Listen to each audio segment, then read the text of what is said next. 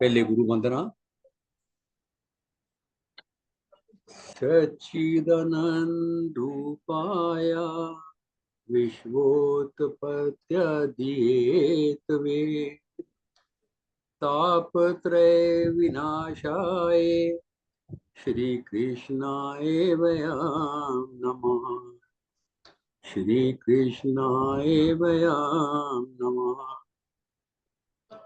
ब्रह्मानंदं परमसुखदं केवलं ज्ञानमूर्तिं द्वन्द्वातीतं गगनसदृशं ततमस्य तिलक्ष्यम् एकं नित्यं विमलमचलं सर्वदी साक्षिभूतं भावतीतं त्रिगुणरहितं सद्गुरुं तं नमामि।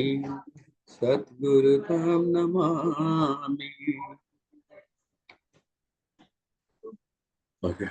वसुदेव सुतं देवं कंसचारणमर्दनं देवकी परमानन्दं कृष्णं वन्दे जगद्गुरुं। कृष्णं वन्दे जगद्गुरु।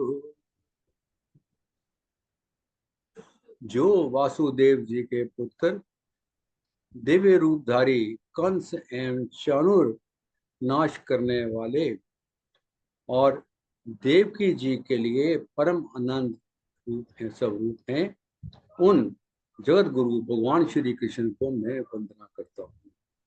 इसी के साथ हम अपना कार्यक्रम शुरू करेंगे। अभी आज मंगलवार है तो शुरू होगा हनुमान चालीसा से। हनुमान चालीसा के लिए मैं राज बहन जी को आमंत्रित कर रहा हूँ। राज जी। हाँ जी, जय श्री राम जी, जय श्री राम, जय गुरुदेव, जय श्री राम, जय श्री राम सभी को, जय श्री राम। पूज्य श्री सतगुरुदेव जी के श्री चरण कमलों में मेरा हृदय से कोटि कोटि नमन। सत्संग से जुड़ी हुई पुण्य आत्माओं को हृदय से सादर नमन। जय श्री राम, जय गुरुदेव। श्री हनुमते नमः। श्री राम जय राम, जय जय राम। श्री राम जय राम, जय जय राम। मंगल भवन अमंगल हारी, द्रवहु सुदशरथ अजिर बिहारी। श्री हनुमान चालीसा।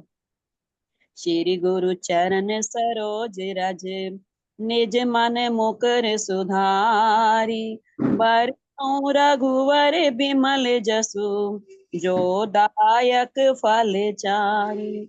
बुद्धिहीन तनु जानिके, सुमिरो पवन कुमार। बल बुद्धि विद्या देहु मोहि, हरऊं कलेश विकार। सियावर राम जय जय राम। जय हनुमान ज्ञान गुण सागर, जय कपीस तिहु लोक उजागर। राम दूत अतुलित बल धामा, अंजनी पुत्र पवन सुत नामा। महावीर विक्रम बजरंगी, कुमति निवार सुमति के संगी। कंचन बरन विराज सुबेसा, कानन कुंडल कुंचित केसा। हाथे वज्र और ध्वजा विराजे, कांज जनेऊ साजे। शंकर सुवन केसरी नंदन, तेज प्रताप महाजगवंदन। विद्यावान गुणी अति चातुर, राम काज करिबे को आतुर। प्रभु चरित्र सुनिबे को रसिया, राम लखन सीता मन बसिया। सूक्ष्म रूप धरे सियहि दिखावा, विकट रूप धरि लंक जरावा, भीम रूप धरि असुर संहारे, रामचंद्र जी के काज संवारे, लाए संजीवनी लखन जियाए, श्री रघुबीर हरषि उर लाए। रघुपति कीनी बहुत बड़ाई, तुम मम प्रिय भरत ही सम भाई, सैस बदन तुम रोजस गावे, अस कई श्रीपति कंठ लगावे, सनकादिक ब्रह्मादि मुनीसा, नारद सारद सहित अहिसा, जन कुबेर दिगपाल जहाँ ते, कवि को विद कही सके कहाँ ते, तुम उपकार सुग्रीव ही कीना, राम मिलाए राजपद दीना, तुमरो मंत्र विभीषण माना, लंकेश्वर भय सब जग जाना, जुग सहस्र योजन पर भानु, लील्यो ताहि मधुर फल जानो, प्रभु मुद्रिका मेली मुख माही, जलधि लांग गए अचरज नाही, दुर्गम काज जगत के जेते, सुगम अनुग्रह तुम रे ते, राम दुआरे तुम रखवारे, होत न आज्ञा बिनु पैसारे, सब सुख लहे तुम्हारी सरना, तुम रक्षक काहू को डरना, अपन तेज संहारो आपे, तीनों लोक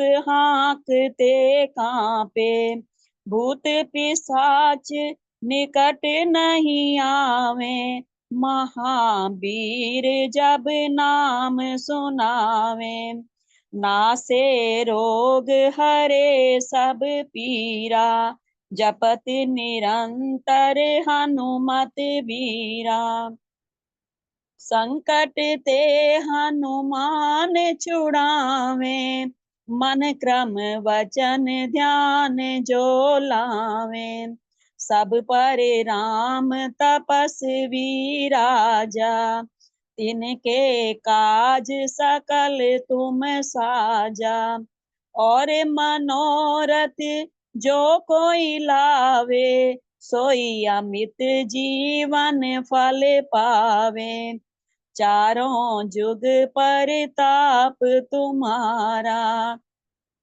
है प्रसिद्ध जगत उजियारा, साधु संत के तुम रखवारे, असुर निकंदन राम दुलारे, अष्ट सिद्धि नौ निधि के दाता, असवर दीन जानकी माता, राम रसायन तुमरे पासा, सदा रहो रघुपति के दासा, तुमरे भजन राम को पावे, जन्म जन्म के दुख बिसरावे, अंत काल रघुवरपुर जाई, जन्म हरि भक्त कहाई, और देवता चित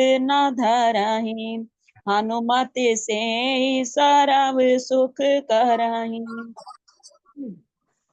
संकट कटे मिटे सब पीरा, जो सुमरे हनुमत बलबीरा, जय जय जय हनुमान गोसाई, कृपा करहु गुरुदेव की नाई, जो शत बार पाठ कर कोई, छूटाई बांधी महासुख होई। जो यह पढ़े हनुमान चालीसा, होए सिद्धि साखी गौरी सा। तुलसीदास सदा हरि चेरा, कीजे नाथ हृदय में डेरा। पवन तनय संकट हरन, मंगल मूर्ति रूप। राम लखन सीता सहित, हृदय बसों सुरभूप।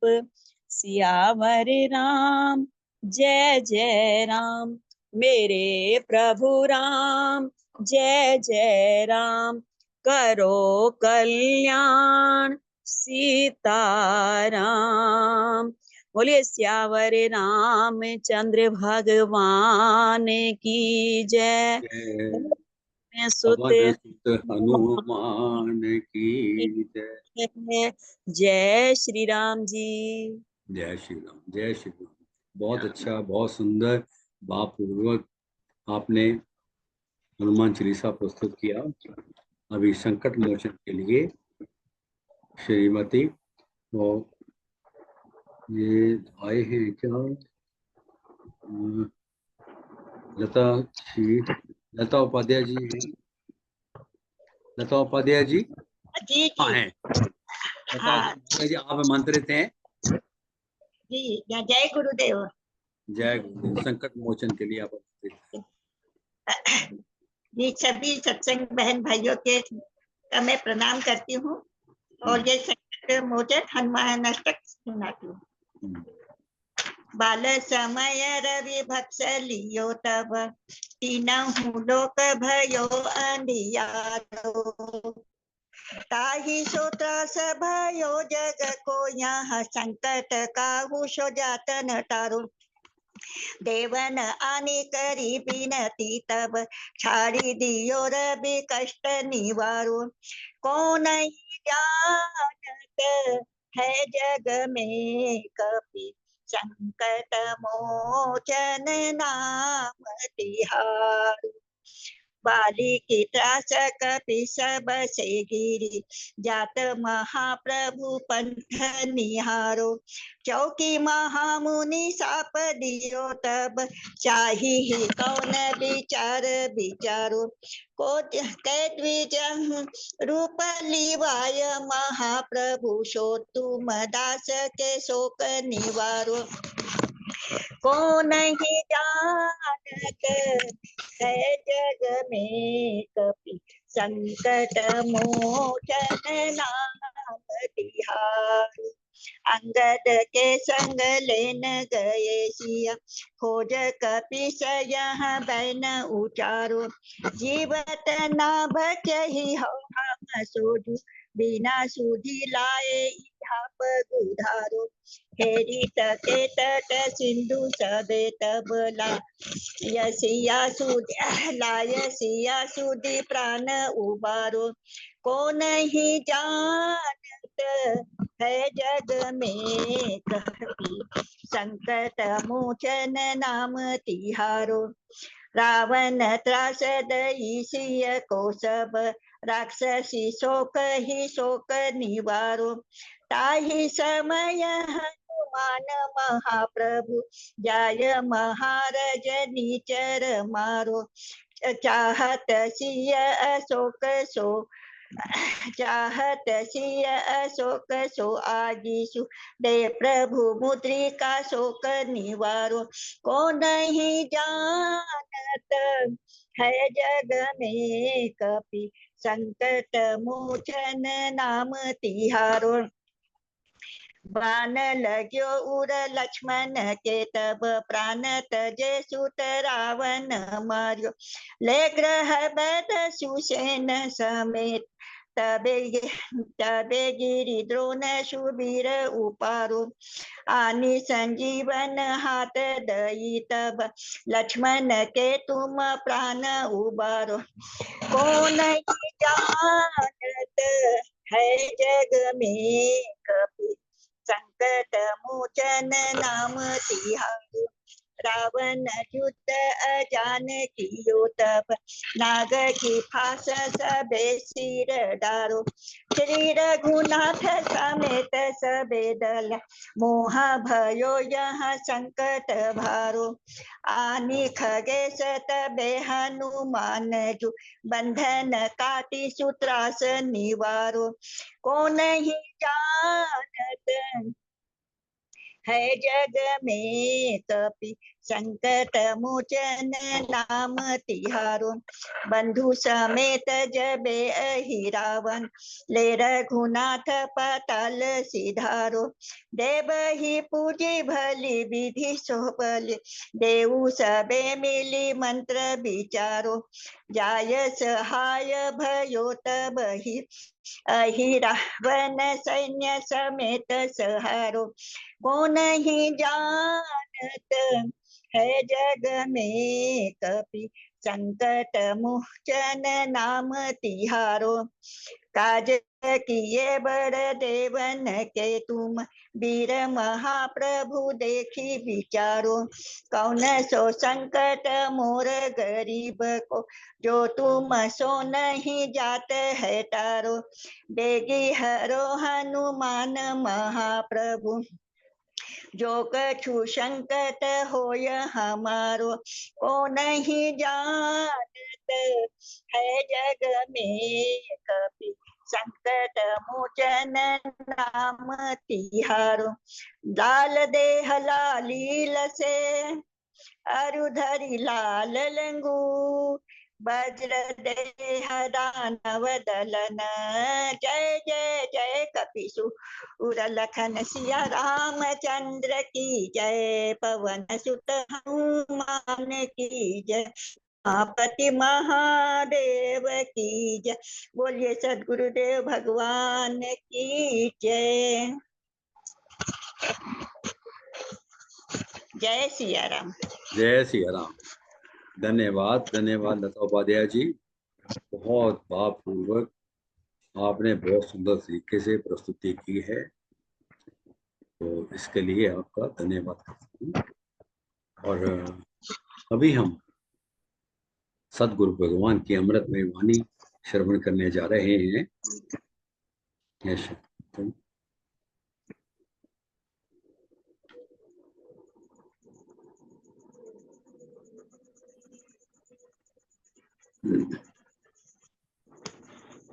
हाँ, मेरी आवाज आ रही है जी सबका? आ रही है जी, आ रही है। आ रही है। हाँ, धन्यवाद जी। आज हम सदगुरु भगवान की अमृतमयी वाणी में श्रवण करने जा रहे हैं। दृक दृश्य विवेक हरिद्वार कहाँ है, प्रवचन तो भाग 1 है। इसको शुरू से लगाता हूँ मैं।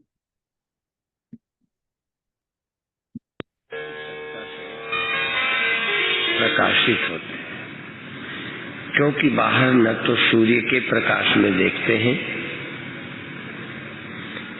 आँख होते हुए बाहर के लिए यह प्रकाश चाहिए, बाहर के सुनने के लिए कान चाहिए, लेकिन अंदर के उठने वाली वृत्तियों के लिए कोई और नहीं चाहिए। आवाज ठीक आ रही है जी? ठीक आ रही है जी। ओके।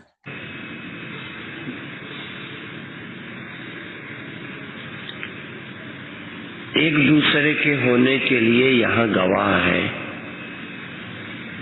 यदि यहाँ से जाके बाद में कहो कि आज स्वामी जी का प्रवचन नहीं हुआ, कार्यक्रम नहीं हुआ, तो दूसरे कहेंगे तुम झूठ बोलते हो, हम तो देख के आए हैं। तुम्हारा झूठ और सच यहाँ दूसरे भी पकड़ सकते हैं। बाहर की दुनिया में बाहर के गवाह लगते हैं, सैकड़ों लड़ाई झगड़े होते हैं, गवाह की जरूरत होती है। भीतर कुछ हुआ है, उसके लिए ये चेतन साक्षी ही गवाही है। वैसे साक्षी भी गवाह को बोलते हैं, गवाह। लेकिन यहाँ अंदर के मामले में तुम गवाह हो।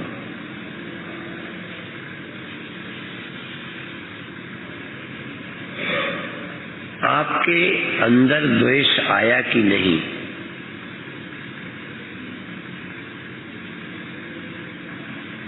तो तुम छिपा भी सकते हो, बता भी सकते हो। कई बार आपस में जब लड़ाई झगड़े होते हैं तो जब हम उनसे सफाई कराते हैं तो बड़े सफाई के साथ अपने अच्छाई की सफाई देते हैं। अंदर उठे हुए उस विकार को छिपाते हैं। मैं नहीं कहता कि तुम किसी से छिपाओ या न छिपाओ, अभी तो ये कहता हूं कि क्या तुमसे भी छिप जाते हैं? यदि तुम्हारे अंदर ईमान है, धर्म है, तो ये कहो हम इसलिए नहीं बताते कि इससे बात बढ़ जाएगी, या तुम ब्लैकमेल करोगे, या हम अपनी बात बताएं तो क्या तुम भी अपनी सच सच बता दोगे?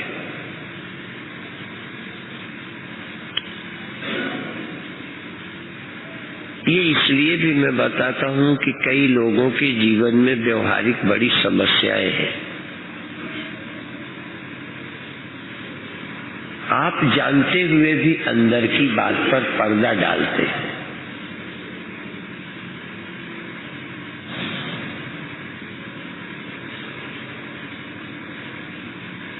जब तक तुम ब्रह्म ज्ञान को उपलब्ध नहीं हुए हो, पूर्णता को प्राप्त नहीं हो, तब तक कोई तो चाहिए जिसको तुम सब बता सको, जिससे तुम न छिपाओ।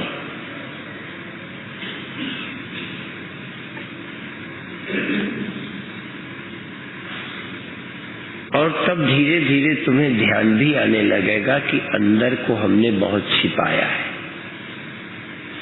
फिर मैं कह दूं, मैं इस व्यवहारिक दुनिया के विषय में जानता हूं, इतना तुम नहीं सत्य झेल सकोगे।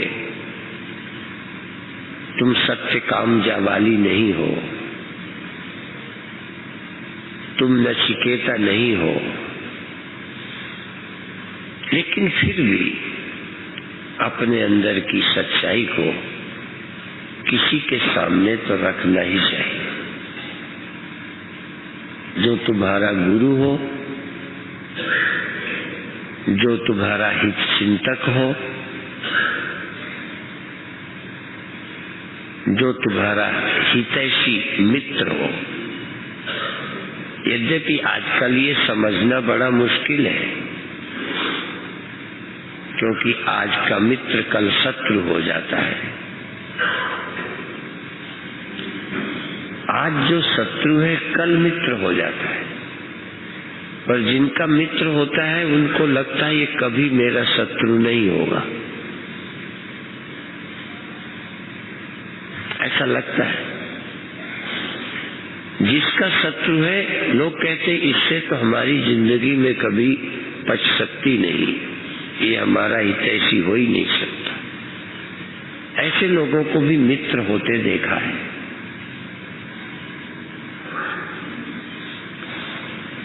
मन सदा एक समान नहीं रहता, परिस्थितियों से प्रभावित होता है।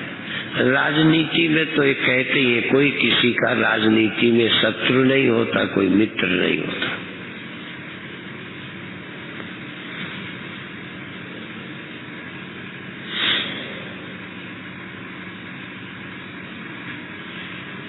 आप क्यों मित्रता कर रहे हैं ये भी समझ सकते हो।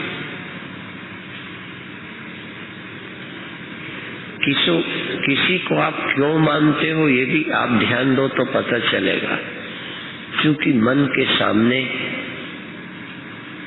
मन को जानने वाला अंदर है और वो कोई और नहीं है।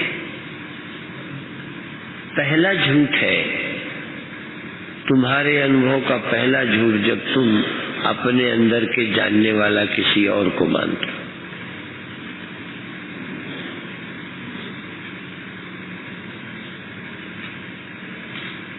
और है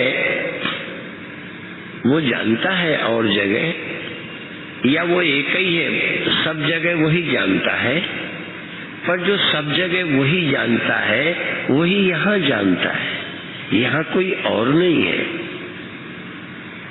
मैं या वह का भेद अहंकार के कारण है,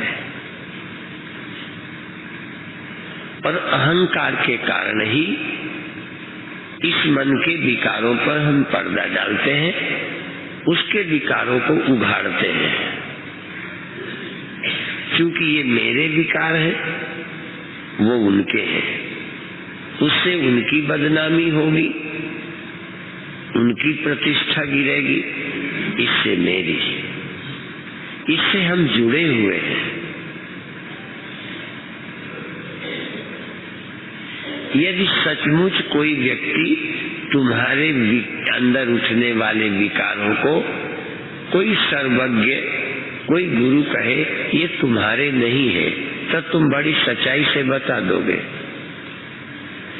दूसरे की कमी को आप उतनी नहीं बताते हो जितनी है। जरा ध्यान रखना, थोड़ी बहुत बढ़ा देते हो। ऐसा कोई ही महान व्यक्ति मिलेगा जो दूसरी की बुराई को बढ़ाए नहीं और अपनी कम न करे।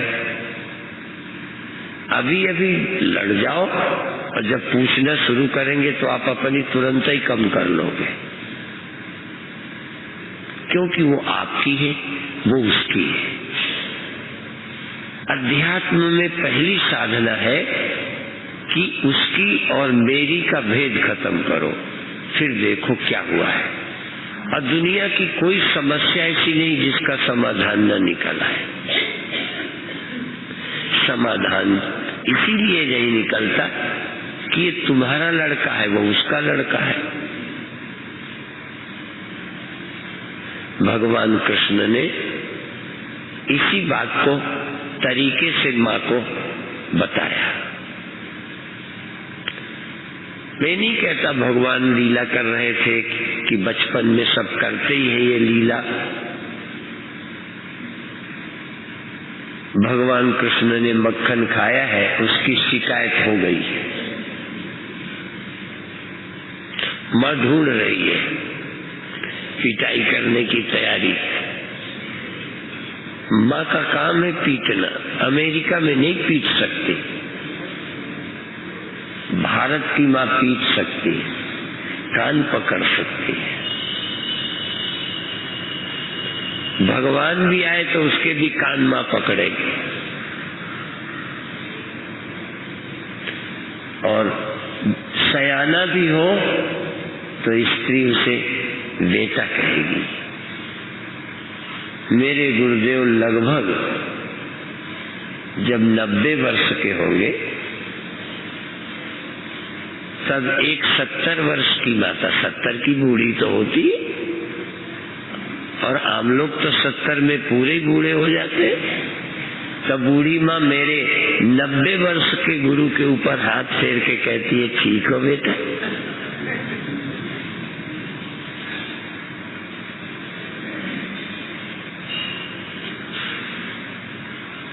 माँ के लिए, स्त्री हृदय के लिए लोग बच्चे होते हैं।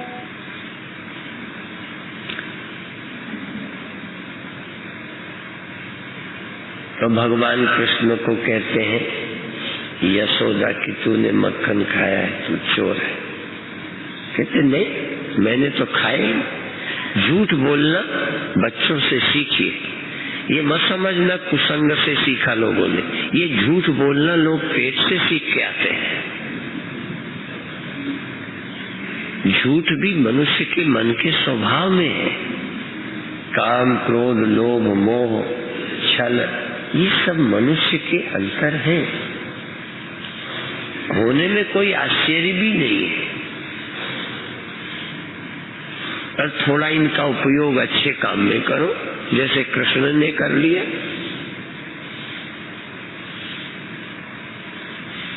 ईर्षा द्वेष से नहीं करो, हित के लिए करो। कौन माँ है जो बच्चे से पूरा सच बोलती है और दुश्मन नहीं है? कई जगह तुम बैर से, स्वार्थ से, नीचा दिखाने के लिए झूठ बोलते हो। माँ बच्चे से, बच्चे के भले के लिए झूठ बोलती है। वहाँ जूजू है, ये है।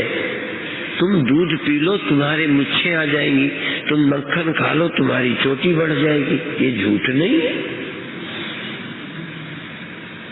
तुम राजा बन जाओगे, तुम दूध पियो, राजा बन जाओगे। दूध पीने से राजा बनते तो हम सबको दूध पिला के राजा बना देते। लोग इतनी बेईमानी छलदम करके इलेक्शन नहीं जीत पाते। दूध पीना तो बड़ी सरल दवा थी कि दूध भी पीते और राजा भी बन जाते। तो माँ कहती है कि तूने मक्खन खाया? कहते मैया मैं नहीं मक्खन खाया, मैंने नहीं खाया। कितने तर्क, वकील की ऐसी तैसी। तुम समझते हो वकील तर्क जानता है? छोटा बच्चा जानता है। मैंने कैसे खाया? आजकल के बच्चों को सुन लो।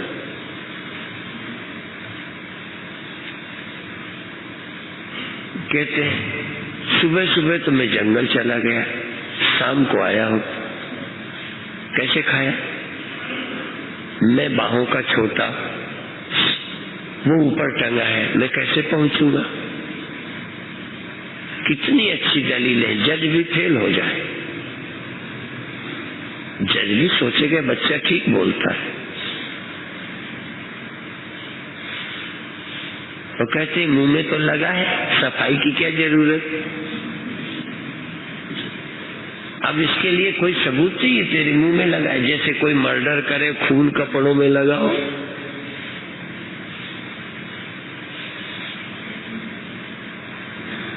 दही लगा हुआ है, तू कहता है नहीं खाया, तो कहते हाँ लगा तो सच है, मुझे भी पता है, पर ये मेरे से बैर रखते हैं, मेरे को पिटवाना चाहते हैं, इसलिए इन्होंने मेरे मुख में लगा दिया है। कहते दुश्मनी से मुझ पर इल्जाम लगाते हैं, सच्चे होकर कहते ईर्षा रखते हैं, इसलिए मुझ पर इल्जाम लगाते हैं। अंत में महामंत्र छोड़ा कृष्ण ने। कहते मैं समझ गया, मैं तेरे पेट से नहीं ना पैदा हुआ। तेरा बेटा यदि पीता भी ना, खाया भी होता तो तू न मानती, पर क्योंकि मैं दूसरे का हूं इसलिए नहीं खाया तब भी तू मान लेती है।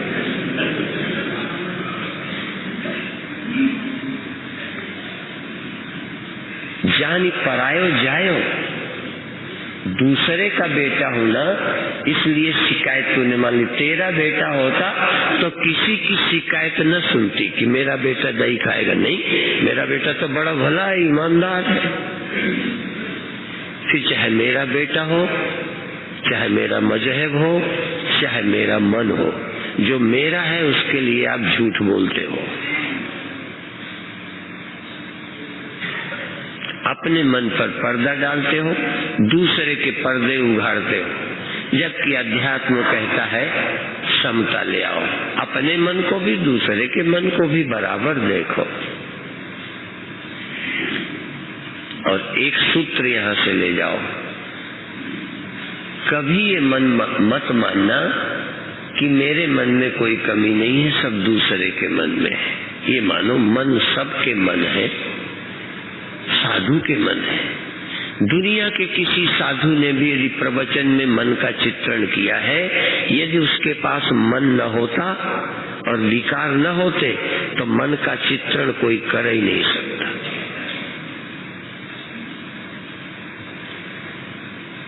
मन का वर्णन उन्होंने किया चूंकि उनके पास भी मन है। मन में ऐसा होता है, तुम ये करते हो, तुम ये सोचते हो, तो हमने नहीं सोचा। मेरे गुरु भाई भूमानंद जी ऐसे बहुत बातें कहते थे। कहते नमूना तेरे पास नहीं है तो तू चोर को कैसे समझेगा, तू दूसरों की चालाकियों को कैसे परखेगा। जरूर तेरे मनों में भी आता है, हो सकता है कि वो पकड़ा गया है, ज्यादा है, तेरे अंदर मन में है, क्योंकि विकारों को पकड़ना कहाँ से सीखोगे? दूसरे पर दया का मतलब अनुभव है। यदि मृत्यु के दुख से तुम परिचित न होते, किसी के वियोग की वेदना न होती, तो दूसरे के मरे के लड़के के लिए आप दुखी न होते। दूसरे के मरे पर रोने का मतलब है तुम भी अपनों के मरने का बुरा समझते हो। तुम दूसरे को जब गाली देते हो तो तुम्हें पता है कि गाली अच्छी नहीं लगती, इसलिए इसको दूंगा तो चोट लगेगी। यदि गाली से तुम्हें चोट नहीं लगती तो तुम दूसरे को देते ही क्यों? इस गहराई को समझिए। दूसरे को गाली क्यों देते हो? इसको बहुत आनंद आएगा। आनंद आता तो नफरत में गाली देते। नफरत ने इसीलिए गाली दी है कि इसको चोट पहुंचे, और ये तुम्हें पता है कि चोट पहुंचेगी। इसका मतलब तुमने भी कभी न कभी चोट खाई है, या गाली को अपमान दुख समझते हो। जो समझते ही नहीं है हथियार कैसे चलाएगा?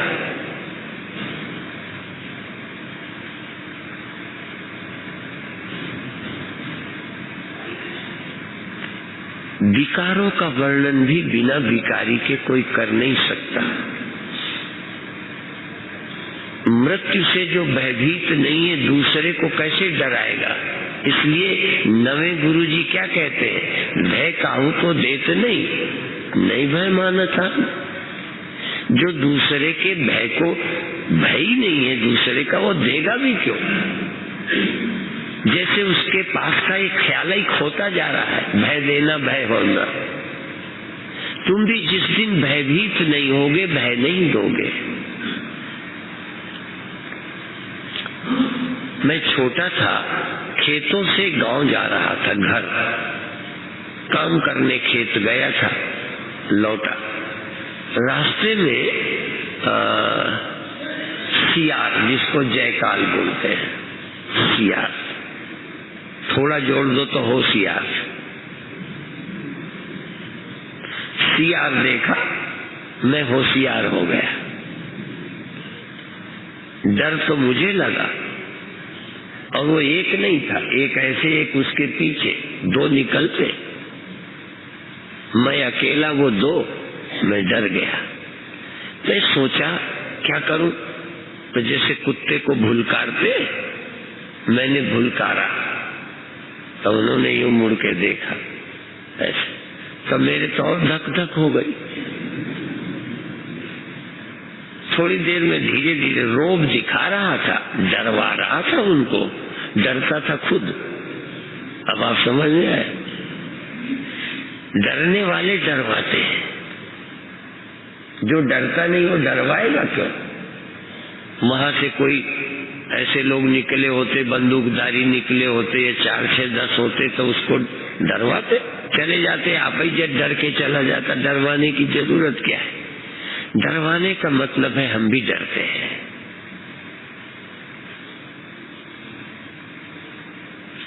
जिस दिन व्यक्ति दुखी नहीं रहता, उस दिन किसी को दुख नहीं दे सकता।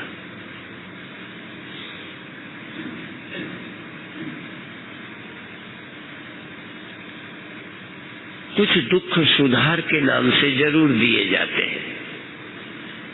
बहुत सारे दुख माता देती है, पिता देते हैं, गुरु देते हैं, पर तुम्हारे भले के नाम से देते हैं। हो भला या भले बिगड़ जाओ। दवा तो बीमार को बचाने के लिए दी गई है, नहीं बचे तो क्या करे कोई? मारने की नीयत से डॉक्टर दवा नहीं देता, पर चूक हो जाए तो समझो डॉक्टर ही मार देता है। एक आध ऐसे केस हमारे हैं, हमें पता है कि डॉक्टर की गलती से मरे हैं। बहुत लोग सुधारने में बिगड़ जाते हैं। एक आध लड़के अभी मुझे मिले, ड्राइवर था एक, वो कहता था हम पिता के सुधारने से बिगड़ गए। वो ज्यादा ही सुधारते थे, उससे मुझे प्रतिक्रिया होती थी, फिर मैं जिद में आकर पिता की बिल्कुल नहीं मानता था। कई बार छोटे बच्चों को पैर छुआने लाओगे ना, थोड़ा वो जिद में आ जाए, तुम और करोगे तो फिर वो बिल्कुल नहीं करता। उसका मन जब तक तैयार ना हो जाए पैर मत छूने को, उसके मन को तैयार करो, बाद में छुएगा। मन को तैयार किए बिना पैर छूने को मजबूर करना, ये बच्चे को बिगाड़ना है, बनाना नहीं है। बिना मन तैयार किए किसी को सन्यासी बनाना और मन तैयार किए बिना किसी को निर्विकार बनाना, ये भी खतरनाक है। तुम सबको निर्विकार बनाना चाहते हो, वो विकारी होने को तैयार बैठा है, वो क्रोध को पसंद कर रहा है, ईर्ष्या कर रहा है, काम के लिए रास्ते ढूंढ रहा है, और तुम निष्काम बनाना चाह रहे हो। वो तो कामना का स्वर्ग संजो रहा है, अभी उसके स्वर्ग की कामना है, उसे ख्याल में भी नहीं है कि कामनाओं का स्वर्ग कब नरक बन जाता है, कामनाओं से मिला हुआ लाभ कब हानि में बदल जाता है। सोच नहीं है, मनुष्य मूढ़ है, ज्ञानी नहीं है।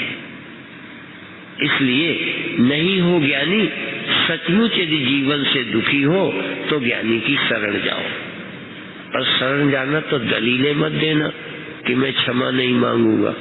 अभी बात सुन रहे थे ना, क्षमा कर दो, क्षमा मांग लो। कहते ये तो मैं नहीं कर सकता। किसी दो की चेलों की लड़ाई थी। मैंने सोचा हम बड़े ढंग से इलाज करते हैं, पर फिर भी मूर्ख चेले न समझे तो अपन क्या करें। एक मूर्ख चेले को किसी से जलन थी, नफरत थी, तो मैंने सोचा कैसे नफरत मिटाना शुरू कराए। बोलचाल होगी तो नफरत कम हो जाएगी। जैसे पति पत्नी लड़ते हैं ना, तो कई दिन कई घंटे नहीं बोलते, फिर दोनों ठंडे हो जाते हैं। चाहते तो हैं कि बोलना शुरू हो जाए, पर करें क्या, शुरू कौन करे। नाक बड़ी विचित्र चीज है। अब पति पत्नी का झगड़ा है, एक की नाक है कि पति लेने आवे तब मैं जाऊंगी,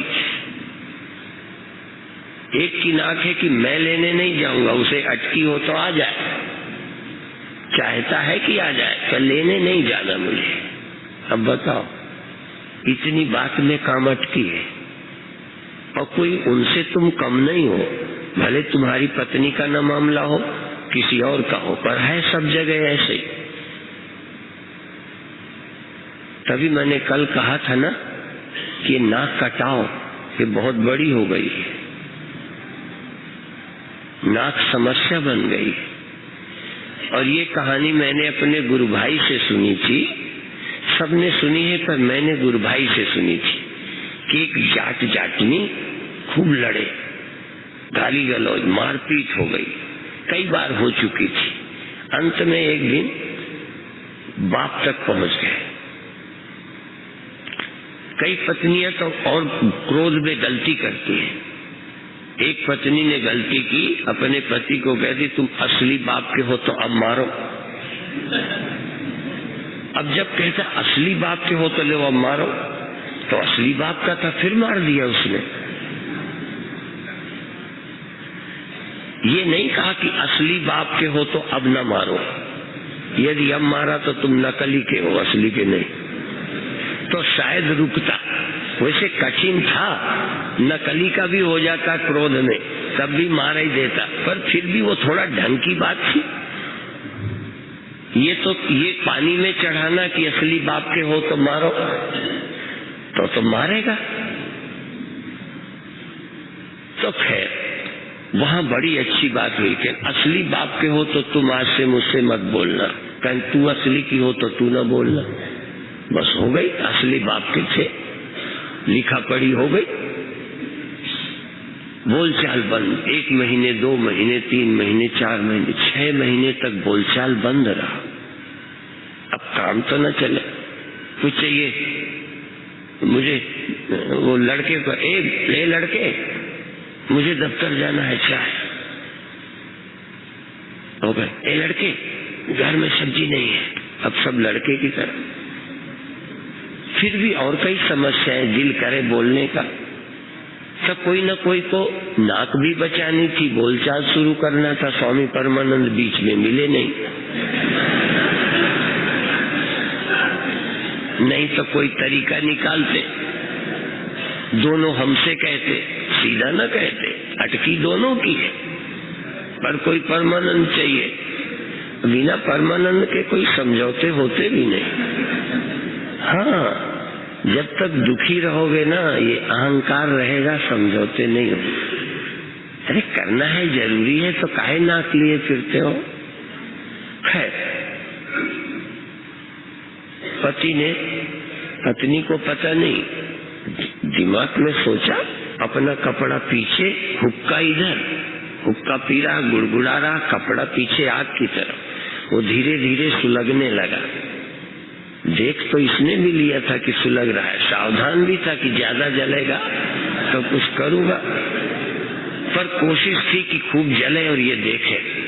अब बस मन एकाग्र, उसने देखा कपड़ा जल रहा है, जल जाएंगे, फिर असली बाप के तो रहेंगे हम, पर पति खो जाएगा। तो कहती है, देखते नहीं हो कपड़ा जल रहा है। तो कहता है, हाँ कोई बात नहीं है, कपड़ा जल गया तो जल गया, बोल चाल तो शुरू हो गया।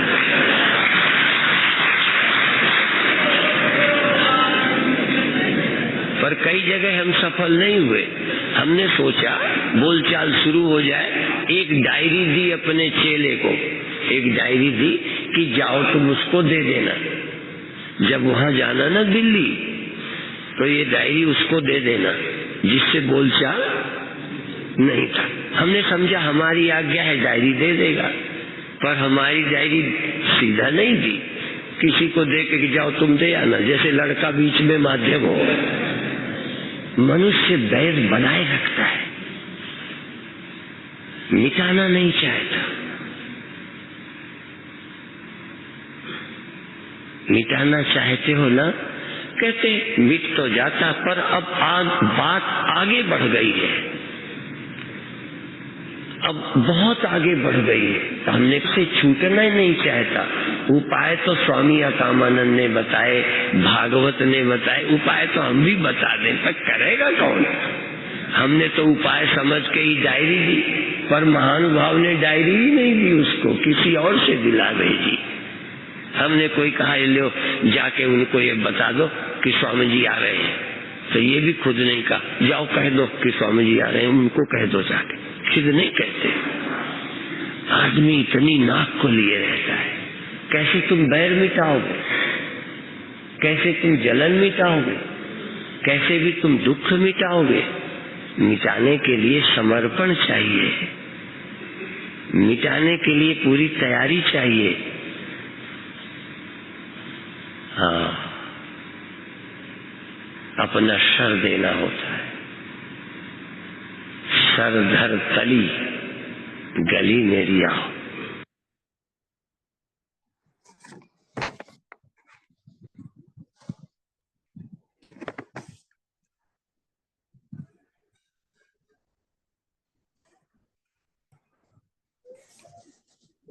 जय गुरुदेव, जय गुरुदेव।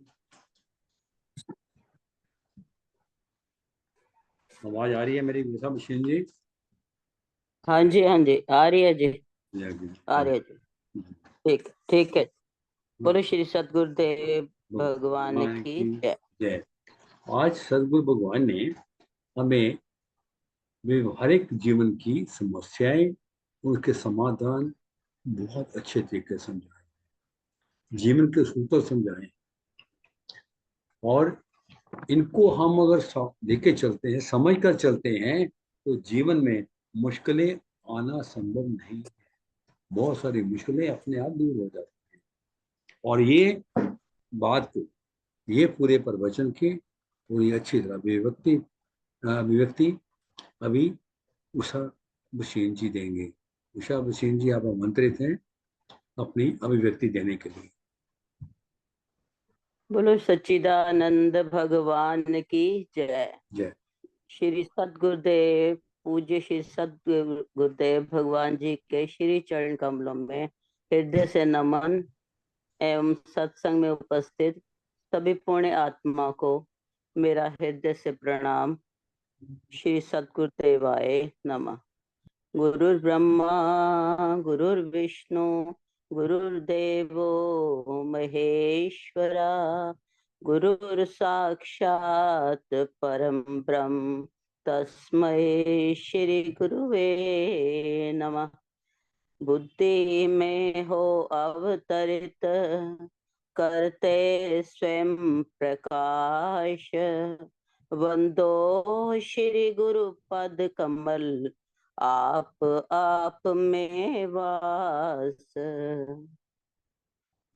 पुण्य पूज्य श्री गुरुदेव के महाराज गुरुदेव जी के चरणों में नमस्कार। आज के प्रवचन में पहला सूत्र देते हैं गुरुदेव, मेरा तेरा इसका उसका यह वह का भेद मिटा दो।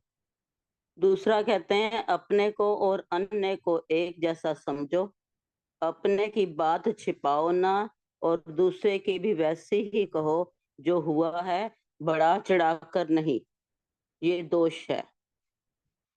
अध्यात्म हमें सिखाता है कि समता में आओ, अपने मन के को और दूसरे के मन को बराबर समझो। ये कभी ना समझो कि मेरे मन में कोई कमी नहीं है, दूसरे के मन में कमी है। मन सबके बराबर है, अच्छे बुरे उद्वेग सब में उठते हैं। अपनी नाक नीची रखो, अहंकारी का सिर नीचा होता है। पूज्य गुरुदेव को पूर्ण समर्पित हो जाओ, तभी लाभ होएगा। अच्छा, आज की अभिव्यक्ति में है, जैसे कि आजकल पूज्य श्री सद्गुरुदेव का प्रवचन श्रृंखला दृश्य विवेक चल रहा है। ये प्रवचन 2 का पहला पार्ट है। इसमें पूज्य गुरुदेव जी बताते हैं कि बाहर के ज्ञान के लिए हमें आंख, कान और प्रकाश की आवश्यकता है। कोई लड़ाई झगड़ा, एक्सीडेंट या कोई और सुखद या दुखद घटना घटी हो, उसको जानने के लिए, लेकिन जो जीव के अंदर बाहर की गवाही की अंदर होता है, वो बाहर की गवाही की जरूरत नहीं होती। बाहर के को जानने के लिए बाहर की गवाही चाहिए, लेकिन जो अंदर चल रहा होता है, किसी के प्रति द्वेष, नफरत, राग, क्रोध, भय, ये सब वृत्तियां चल रही हैं, तो इसका गवाह साक्षी स्वयं चेतन है, जो अंदर है, अंदर बाहर एक ही है, जो सर्वत्र है, सदा से है, सब में है, जो व्यापक सब जगह सभी कुछ जानता है, वह यह सब अहंकार है। हर एक जीव के मन में उठने वाले विचारों का, द्वंद्वों का साक्षी वह स्वयं ही है। कोई बाहर वाला इसे नहीं जान सकता। चाहे कोई भी हो, किसी के प्रति घृणा के, द्वेष के, चोरी के भाव उठ रहे हैं, उसे हम छिपाएंगे, उजागर नहीं करेंगे, और किसी अन्य के विकार हम बढ़ा चढ़ाकर एक दूसरे को बताते हैं। परिस्थितियों से मन प्रभावित होता है, एक समान नहीं रहता। अपनी कमियों को जीव या तो दूसरे के सामने स्वीकार ही नहीं करता, यदि करता है तो कम मात्रा में, और दूसरे के विकारों का बखान करता है, क्योंकि वह अन्य की है, दूसरे की है, वह दूसरे की है। पूज्य गुरुदेव जी बताते हैं कि अध्यात्म में पहली साधना है मेरा और दूसरा, इसका उसका, यह वह का भेद मिटा दो। जब स्वयं को अन्य से भिन्न नहीं समझोगे तो समता होगी, कोई अहंकार नहीं होगा, जीवन स्मूथ चलेगा, कोई परेशानी नहीं होगी, कोई ऐसी समस्या नहीं है जिसका समाधान ना हो। मेरा और तेरा या इसका उसका इसी से ही समस्याएं खड़ी होती हैं, चाहे परिवार हो, चाहे समाज हो, चाहे राजनीति हो। सब जगह इसी समस्या का समाधान होगा, इसी से समस्या का समाधान होगा। भगवान कृष्ण ने अपनी माँ यशोदा को बड़ी अच्छी तरह से समझाया है। माँ ने कहा, तूने माखन खाया? कृष्ण कहते हैं, मैंने माखन नहीं खाया। माँ, इतना ऊंचा माखन गोपियां रखती हैं, मैं तो छोटा सा हूँ, मेरी तो छोटी छोटी बाहें हैं, मैं कैसे उतार सकता हूँ? ये सब झूठ बोलती हैं। तो माँ कहती है, सारा दही तेरे मुंह पर लगा हुआ है, पूछने की क्या आवश्यकता है? कृष्ण कहते हैं, हाँ मुझे पता है माँ, मैंने देखा है, मुंह पर लगा है। ये सब उनकी शरारत है, मेरे से ईर्ष्या करती हैं, द्वेष करती हैं, मुझे पिटवाना चाहती हैं। और फिर श्री कृष्ण ने एक महामंत्र दिया माँ को, माँ मैं तेरा बेटा नहीं हूँ, बेटा नहीं हूं ना, इसलिए तू मुझे मारती है? मैं किसी दूसरे का हूँ, तेरा अपना होता तो तू ना मारती। जीव अपने विकारों पर झूठ पर पर्दा डालता है और दूसरे की थोड़ी सी कमी को, विकार को व्यक्त करता है। अध्यात्म हमें सिखाता है, समता में आओ, अपने मन को और दूसरे के मन को बराबर समझो। काम, क्रोध, लोभ, मोह, अहंकार, ईर्ष्या, द्वेष, मेरा तेरा, झूठ, ये सब प्रकृति है, ये सब के अंदर होते हैं, बस इनका उपयोग अच्छे ढंग से किया जाए। जैसे श्री कृष्ण भगवान ने चोरी माखन की, पर वो ग्वाल बालकों के लिए की, उनको खिलाने के लिए की। जीव अपनी प्रशंसा के लिए झूठ बोलता है, माँ बच्चे की भलाई के लिए झूठ बोलती है। दूध पियोगे तो राजा बन जाओगे, माखन खाओगे तो चोटी बढ़ जाएगी, तुम पढ़ो लिखोगे तो डॉक्टर इंजीनियर बन जाओगे, आदि आदि। गुरुदेव जी बताते हैं, स्त्री का हृदय वात्सल्यपूर्ण है।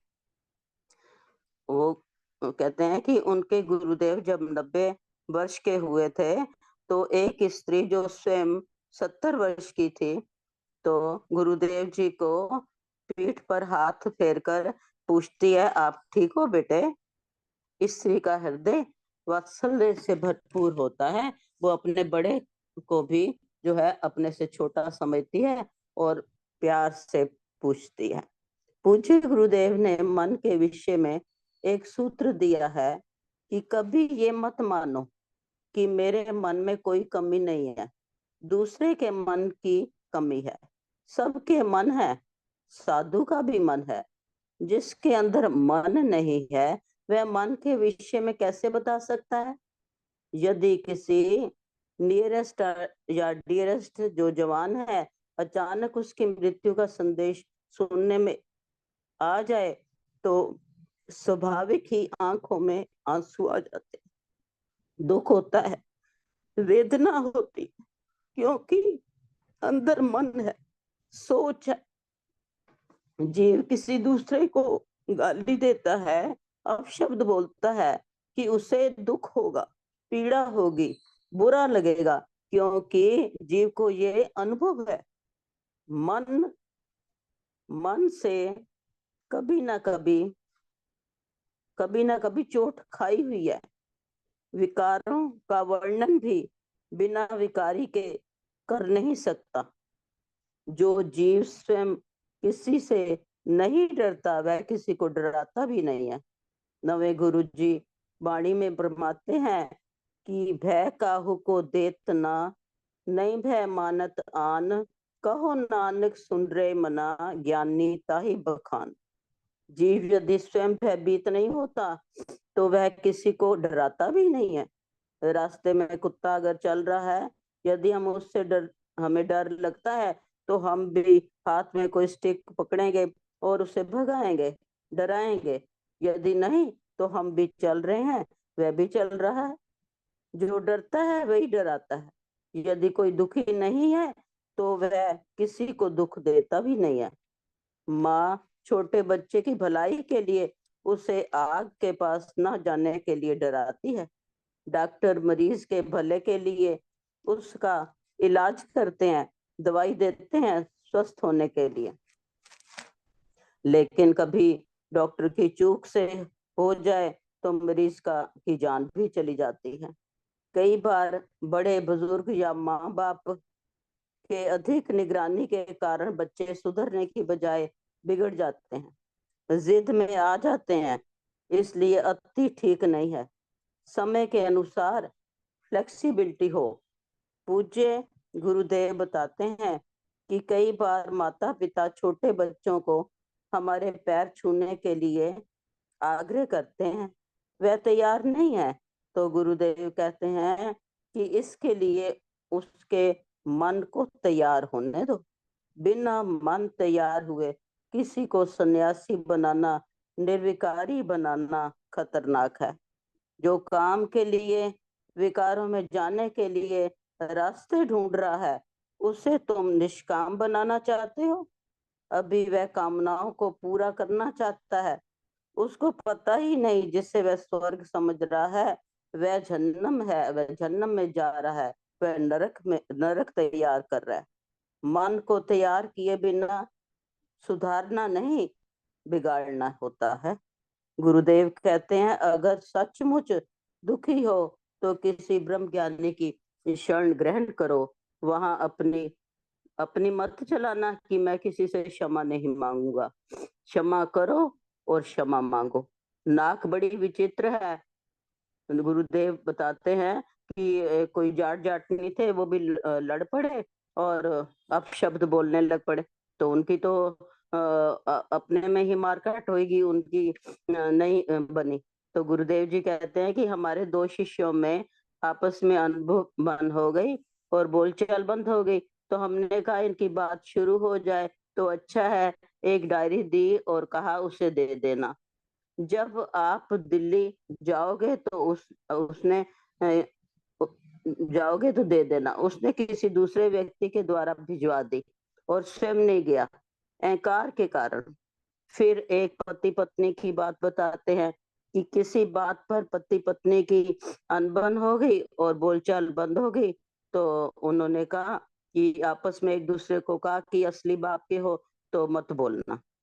तो उन्होंने यही किया कि 6 महीने तक बोले नहीं और बोलचाल बंद रही। बस एक दूसरे को ए लड़का ए लड़की कहकर अपना काम चलाते रहे। अंदर से दिल तो कर रहा था कि बातचीत हो जाए, लेकिन अहम बहुत बड़ा है।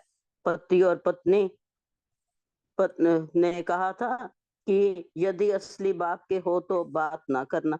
अब अपने को कम कौन कहे, दोनों अड़े रहे। पति के मन में आया कि मैं हुक्का पी रहा हूँ और एक कपड़े को थोड़ा सा हुक्के के साथ रख दिया पीछे को, और वो जलेगा तो पत्नी को पता लगेगा और वह शोर मचाएगी। पत्नी ने देख लिया तो बोली कपड़ा जल रहा है, देखते नहीं हो। पति ने कहा कोई बात नहीं, बात तो हो गई। असली बाप के तो रहेंगे पर पति को खो दूंगी। इसके इसके लिए समर्पण चाहिए, पूर्ण समर्पण, खाली जबान से नहीं, पूर्ण पूर्ण समर्पण। जिनका पूर्ण समर्पण है उन्हीं को पूज्य गुरुदेव के प्रवचन समझ में आते हैं। मनुष्य द्वैत रखता है, उससे छूटना ही नहीं चाहता। पूज्य गुरुदेव शास्त्रों से, भागवत जी से, रामायण से अनेक युक्तियां इनमें बताते हैं शास्त्रों में, लेकिन जीव द्वेष बनाए रखना चाहता है।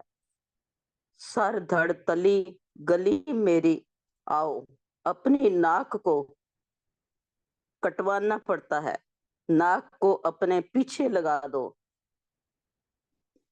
घर छोड़ के आओ, बुजुर्ग यही संदेश देते हैं। इन्हीं शब्दों से अपनी नाक को पीछे घर छोड़ के आओ, पीछे लगा दो और घर छोड़ के आओ, यही संदेश देते हैं। इन्हीं शब्दों से मैं अपनी वाणी को विराम करती। जय। धन्यवाद, श्री धन्यवाद सद्गुरुदेव ऋषभ सिंह जी। के चरणों में नमस्कार। नमस्कार जी, जय गुरुदेव। बहुत जय सुंदर गुरुदेव, व्यक्ति, जय गुरुदेव। एक एक चीज आपने कवर किया है। इवन आपका मैं बहुत धन्यवादी हूँ, क्योंकि आप स्वस्थ ना होने के बावजूद भी आपने इतने सुंदर तरीके से अभिव्यक्ति दी, सत्संग में जुड़े। आज मैं बताना चाहता हूँ, उषा भसीन जी को टेम्परेचर है कल से, बुखार भी है, कई प्रॉब्लम्स हैं, लेकिन फिर भी इन्होंने अपना उसने कार्यक्रम को नहीं छोड़ा, सत्संग को बस नहीं। धन्यवाद जी, बस और कुछ नहीं। धन्यवाद, धन्यवाद, बहुत बहुत धन्यवाद जी आपका। और अभी इस कार्यक्रम का समापन के लिए मैं आमंत्रित करना चाहता हूँ कांता गोयल जी।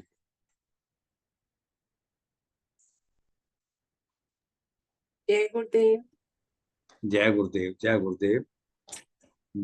मंच में उपस्थित सभी गुरु भाई बहनों को सादर नमन और गुरुदेव भगवान के चरणों में कोटि कोटि प्रणाम। समय हो गया, इसलिए समापन की ओर चलते हैं। ठीक है। ओम सर्वे भवन्तु सुखिनः, सर्वे सन्तु निरामया, सर्वे भद्राणि पश्यन्तु, मा कश्चित् दुःखभाग् भवेत्।